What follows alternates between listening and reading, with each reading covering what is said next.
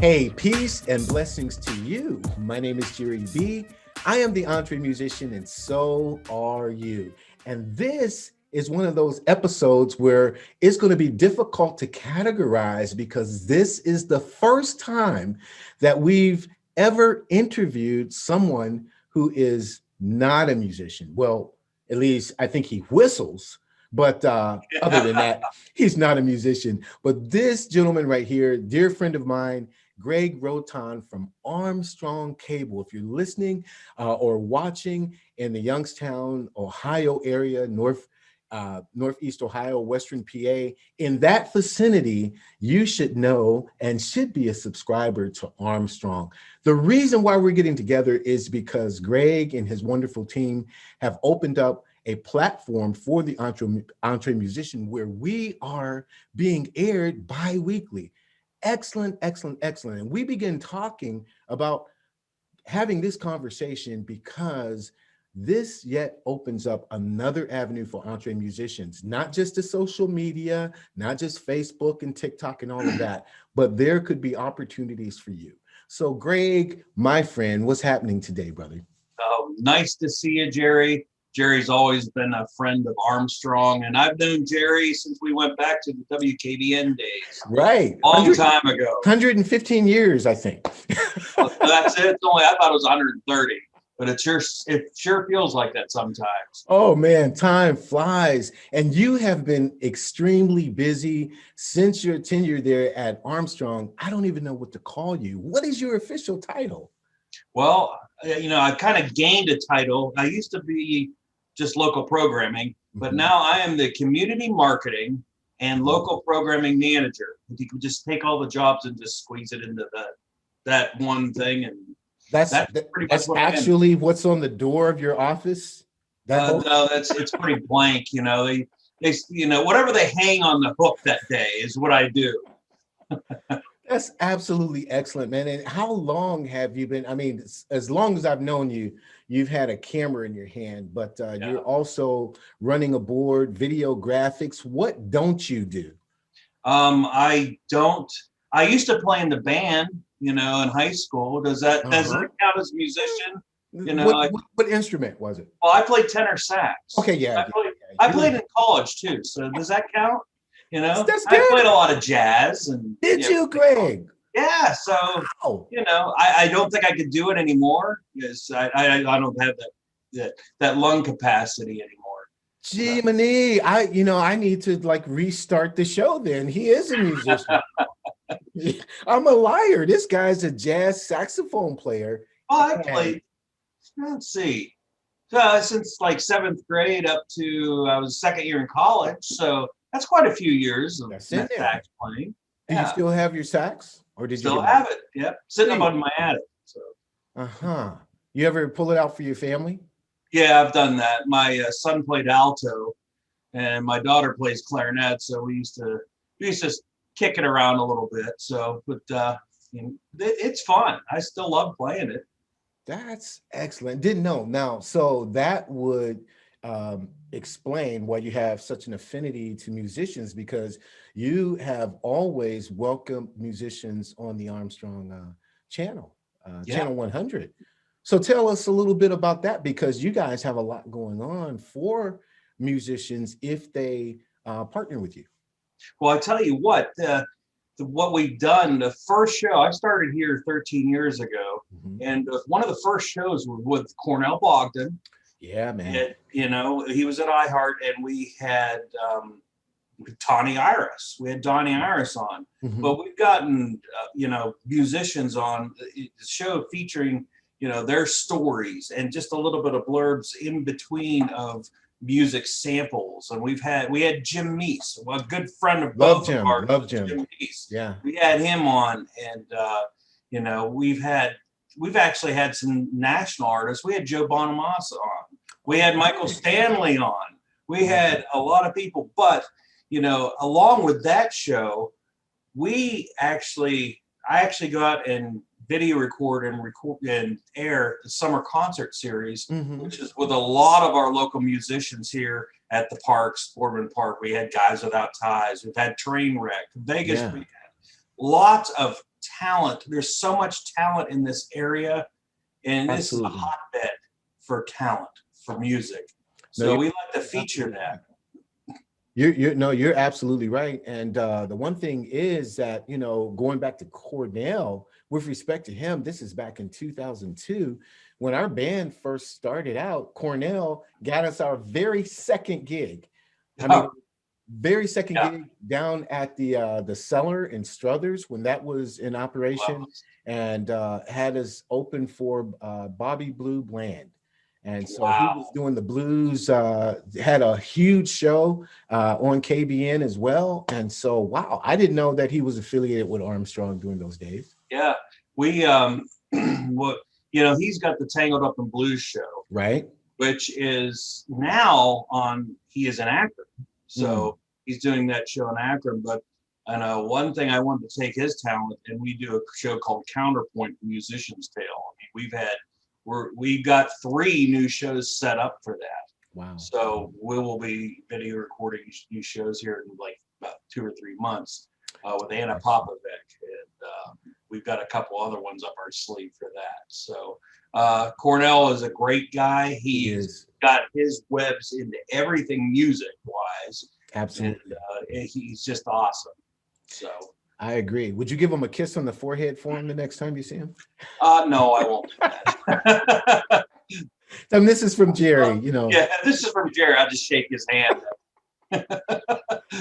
He's a great guy. But you were also mentioning the summer concert series now. Is that something that Armstrong sponsors, or are you partnered with a different organization, or what happens there? What this is, you know, we do local programming. It's all locally based. We have different shows. We have a kids show. We have a sports show. We do a street scene car show, go out to car shows, and we go out, and one of the features is music. And we go out to Boardman Park. We go out to Woodworth Park and Austintown Park, and we'll shoot the concert and air it entirely the way you actually go out and listen to it. Wow. At the park. So, and that goes on all summer. We take those, we re-air them during the winter. When you have the winter blues, you want to click on channel 100 or check our YouTube page, your Armstrong Neighborhood channel page on YouTube, and there's concerts on there. So, you know, again, local people playing music. We've got so much talent, but we like to feature that. No, every year. We've done this for 12 years. You're absolutely right. I think this area is a hotbed for real innovative talent. I'm not just saying that because I'm from the area, but like you said, guys with ties. I mean, Jim Meese, John Reese Project. I mean, it just goes on and on and on and on. And I'm glad that you mentioned the YouTube channel that you have, because I was going to ask, for those who may be watching this or listening to it, you know, if they're not in this central area, then how can they access what you guys are doing? And that's through the YouTube channel. Well, you know, normally we have channel 100 for the Armstrong customers. We wanted this to expand to everybody that, you know, they see us out, they, you know, see me out recording stuff. It is the Armstrong Neighborhood channel. And it's not only here, you know, if you want to check that out, we have a Butler system. We have Meadville, Ohio, we have Ashland, and they all do a lot of the same stuff. Wow. But everything, it's under the, you know, if you go to the YouTube, the Armstrong Neighborhood channel, and there's a Mahoning Valley tab that you click on, and everything from this area, or, you know, Struthers, Boardman, Canfield, all the area is right there at your fingertips under the Armstrong Neighborhood channel. That's fantastic. Now, here may seem like a strange question, but, you know, do you love what you do? I mean, do you enjoy it? Because you were in TV before coming over. I mean, you were on the KBN TV side, right? Yeah, I was a TV director at WKBN, doing all their commercial production. Gotcha. And directing some of their newscasts too. So, you know, I came from, and I went to college for, you know, doing TV work. So I've been doing TV work since 1991, and it's, you know, so it's been a while. And as you know, you've been around the block for a long time doing this, how the technology has changed so much. Absolutely. You know, and one thing I know, I hope you agree with me. I don't miss tape format whatsoever. If you get a tape in there, you've done it. You know, you're putting a reel up or something, and all of a sudden it snaps one. Right. Man, it's terrible. I hate this. Absolutely. 20 minutes before airtime too, it snaps. Yeah, You know? you put it up one. Oh no, that didn't just happen. Absolutely. Now here's another question. Did you, and I said I had nothing up my sleeves, but this might be one, you know, Okay, but you're you allowed know, one. right, just one. You know, I mean, we worked for a wonderful organization, and then it became corporate. Yeah. And there were some things that happened as a result of that. Do you enjoy the smaller platform, I should say? And I don't mean smaller as in less important, but the smaller platform of an Armstrong than you did for the conglomerate that Yeah, seemed to creep in? you know, it's kind of nice. We started off at the WKBN. We worked for the Williamson family, Was which it was good? really Good. nice. You had a problem, you went right upstairs That's right. and talked to the president of the company. Correct. You know, and you were there. That all changed. We got some corporate in there. They started, you know, changing things, laying people off.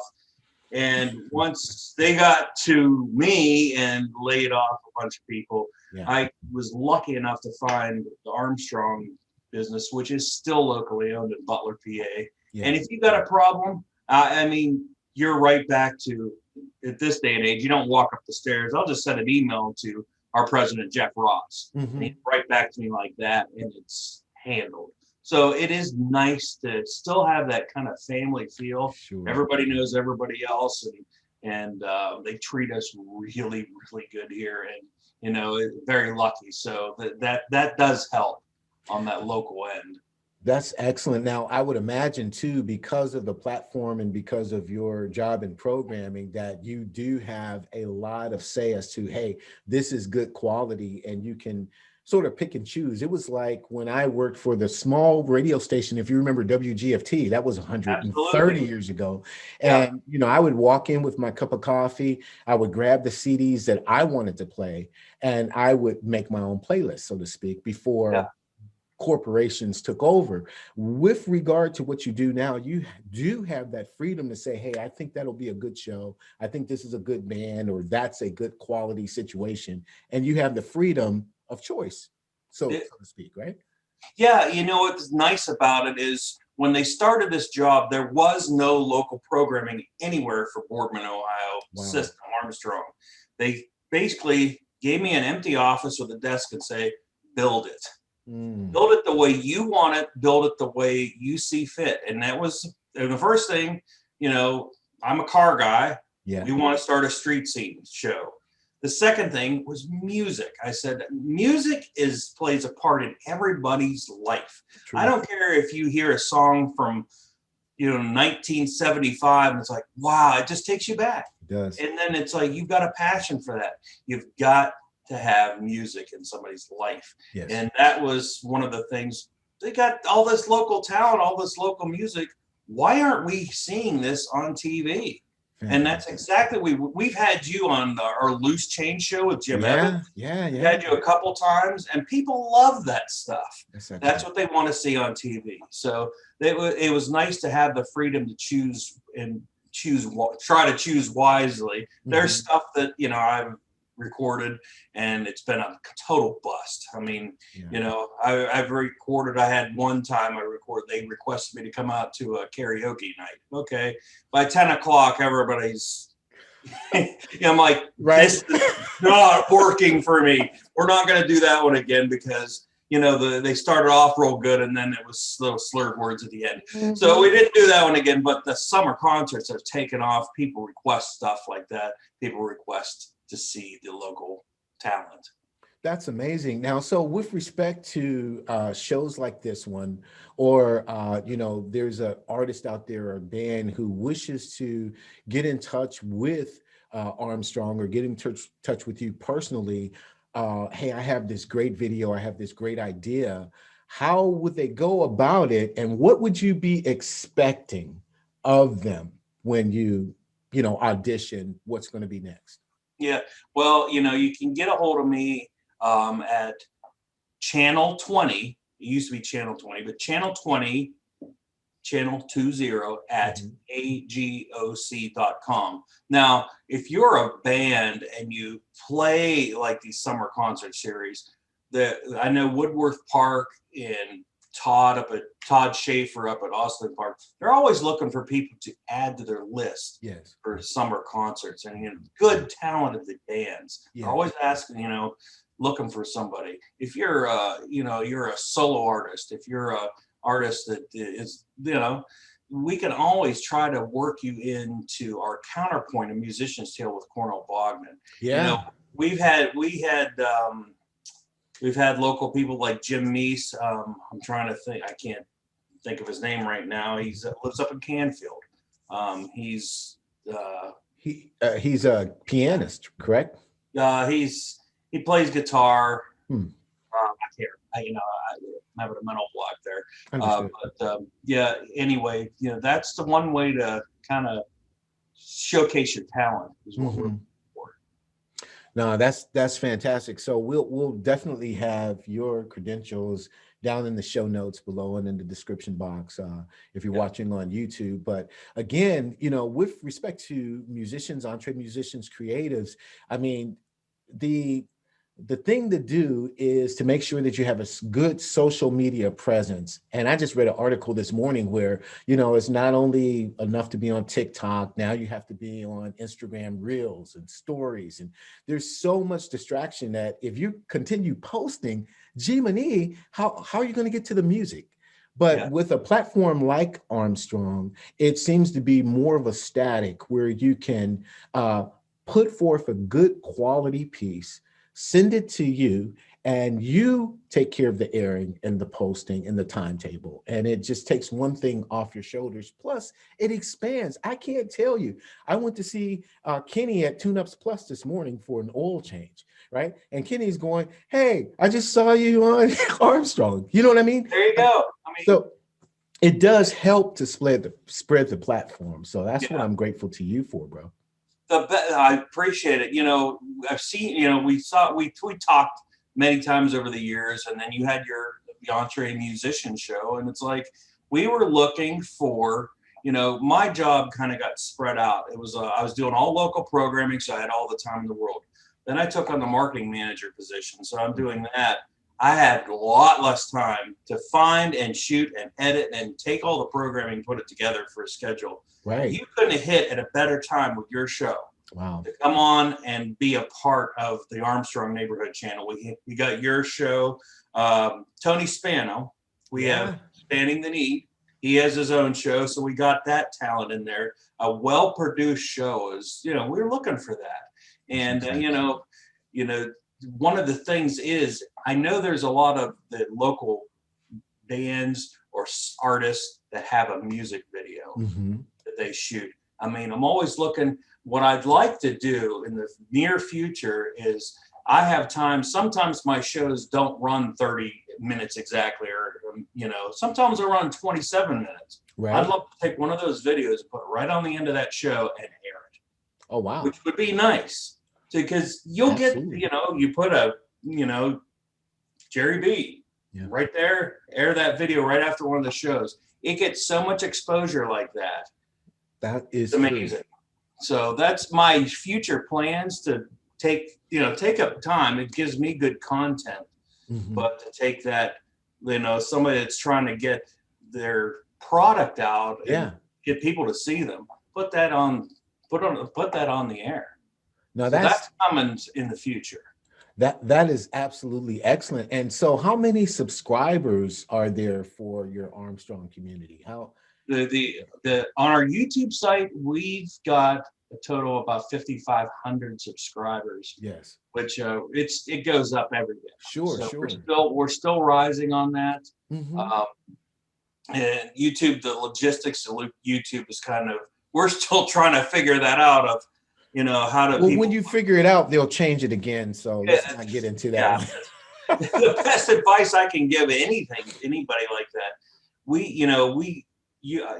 for the podcaster, they take it off so much. We do a podcast here at Armstrong for Street Scene, and if you subscribe to Buzzsprout, I mean, you can get them on all the platforms, Wow. which is really good. And that is so, things have changed. You're not going to get, Sony's not going to give a music deal anymore. You know how that works. It's like you got to Exactly. put your stuff socially. You're the music deal. I mean, it's on you. Yeah, it's on you now. You're not going to have a backing of a BMG or a That's right. Sony or Warner Brothers. It's done.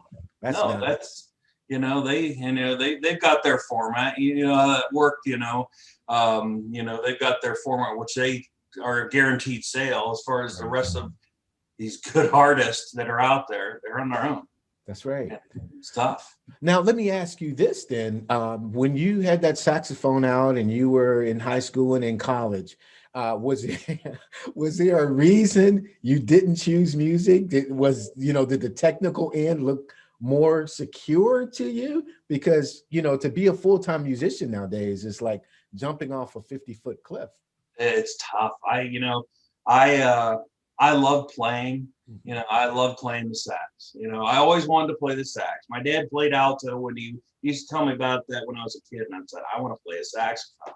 And I did. I started off with a trumpet, and I just didn't have the lung power for it. So I got into the sax. But I did get into the music end of it. I love music. It's people step back and say, what does Greg like to do? It's cars and music. That's it. Wow. No sport, nothing else. Yeah. So, it's one of those that the music, that's all I do. I drive my wife crazy because I'll have the computer on at home and the music's going all day. It doesn't matter. I don't, if I'm here at work, the music's on all day. Absolutely. No, I dig it. But the career path that you chose, a little peripheral for music, but was that the decision? Was the decision, look, I need a steady income. If I keep this saxophone going, I'm going to be going from gig to gig or project to project. Was that your thinking? Yeah, it was, my interest kind of went off into, when I started doing video production, I was my first year in college, and I was doing, I was doing video production in college. And I was like, I kind of took that path and I got busy. It's like, I have to give it up. I have to give up the sax. And, the cool thing was, I went to Eastern Arizona College, played saxophone down there. We marched, we were called the Barefoot Band. So we marched in our bare feet, and we'd go to Arizona State University and march on their field in our bare feet. So, we're part of the marching band, we're part of the jazz band. It was really cool. It was a great experience that anybody should get into. It was really cool. But my career went this way, kind of away from the music end of it. Now, what about your children? Are they going to be full-time musicians, or they're kind of going to keep music as a peripheral? We always have music in the family. So, since my wife's the total opposite music taste of me. So, but the kids got into it. So, my daughter and my son, they were in the band.